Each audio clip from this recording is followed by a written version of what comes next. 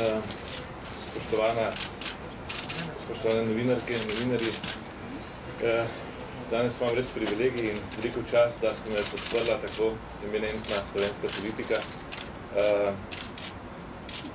To mi bo veliko uporo v, upam, da ne tako vroči volilni kampanji, kot je današnji dan. Barbara Brezigar je odlična strokovnjakinja, bila je ministrica za pravosodje pri Bajukovi vladi, kasneje je dolgoletna državna tožilka in tisto, kar je zame najpomembneje, ima izkušnje iz predsedniške kampanje in skupaj z doktorjem Jožetom Pučnikom je uspela na predsedniške volitve najbolj povezati slovensko volilno telo, dosegla najboljši rezultat doslej. Njene izkušnje, pa tudi sposobnosti, mi bodo zagotovo zelo koristile, zlasti njena donesljivost, presoji in pa prisrčna beseda. Zato jo tudi vabim kot prvo podpisnico v projektu Združujemo za prihodnost ESI. Doktorja Franceta Cukjatija ni treba posebej predstavljati, je bil predsedujoči predsednik slovenskega parlamenta v mandatu 2004-2008, v času, ko je Slovenija dosegla zvezdne trenutke, ko smo imeli odlično gospodarsko rast, jaz včasih rečem tudi zlato dobo slovenskega razvoja in istočasno v času, ko je Slovenija predsedovala Evropski uniji.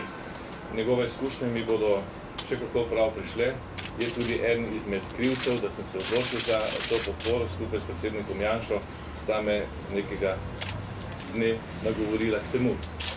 Seveda pa je imela zelo veliko besedo pri moji odločitvi, da sprejmem to kandidaturo tudi moja družina, soproga Andreja, pa tudi hčere, pa mama, tudi vnuki, širša družina, predvsem pa tista politična družina, ki je v Sloveniji najmočnejša in z velikim veseljem sem sprejel kandidaturo v imenu Slovenske demokratske stranke.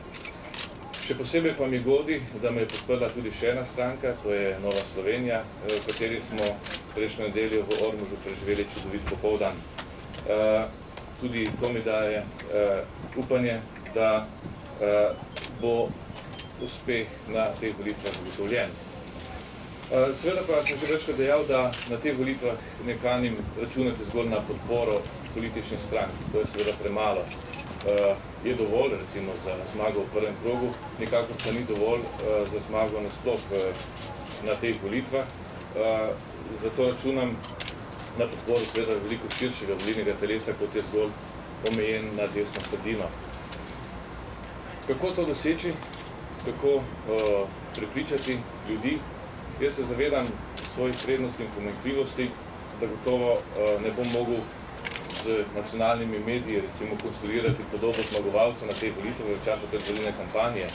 Lahko pa z pridnim delom, zlasti na terenu, z živim stikom z ljudmi, s kampanjo od vrat do vrat, prepričam večino volilnega telesa, ki bo prišlo na predsedniške volitve. Večkrat se postavljamo vprašanje, ali pa tudi kandidati bomo nagovorjeni, da povemo, kaj je v svojem političnem programu za te volitve. Kot je že moja predhodnica, kandidatka na predsedniške volitve pred 10 leti dejala, ni mogoče, da ima predsedniški kandidat nek svoj konkretni program za vse področne politike. Če bi ga imel, potem bi hodil po nogah parlamentarne oblasti, izvršne oblasti, pa tudi zakonodajne oblasti. Vendar ima predsednik v našem političnem sistemu, tako izhaja iz ustave in tudi zakonov, kar dovolj pristojnosti in dovolj možnosti, da tudi vpliva za svojo moralno avtoriteto, pa tudi s pristojnostmi na tok razvoja, recimo temu kako. Tako da si bom zagotovo prizadeval za to, da slovenski prihodnosti damo nekaj nove viže, malo več duše, malo več motivacije, malo več spodbude. Lahko bi imenovali to novo smer v razvoju Slovenije, da bo postala še bolj varna, vrednota varnosti izjemnega pomena, da bo postala še bolj pravična, še bolj solidarna in tudi gospodarsko še bolj učinkovita, kako tudi pravična.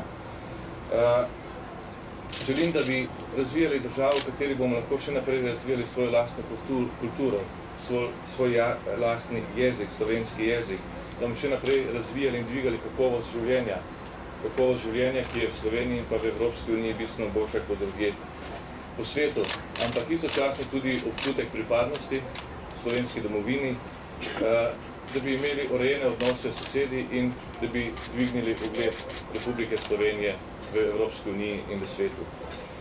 Tudi zato želim svojim državniškim pristopom na tej funkciji prispevati k temu, da bo Slovenija postala povezovalna, združujoča se in prijazna do vseh državljank in državljanov.